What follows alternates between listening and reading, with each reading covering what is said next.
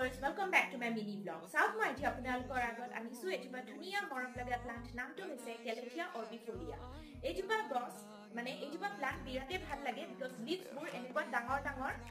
পাত এনেকুৱা শেপত আহে আৰু leaves বোৰত আপোনালোকে দেখিব এটা সিলভাৰি আৰু গ্ৰীন শেডত এনেকা মাৰ্জিন আহে হেতু কাৰণে leaves বোৰ বিৰাটে শাইনি লাগে আৰু আপোনালোকে এজোপা ডাইৰেক্ট সান এক্সপোজ কৰি নাৰাখিব ডাইৰেক্ট সান এক্সপোজ হলে সব leaves ড্যামেজ হ'ব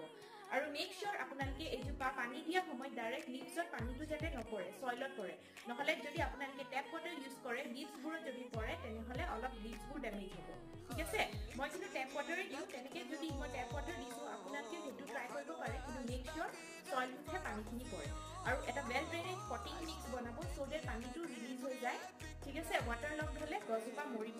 আৰু ইয়া গ্ৰোইং সিজন হৈছে স্প্ৰিং এণ্ড সামাৰ ফাৰ্টিলাইজ কৰিব once a month during the growing season উইন্টাৰত গ্ৰোথটো ৰৈ যায় সো আজিলৈ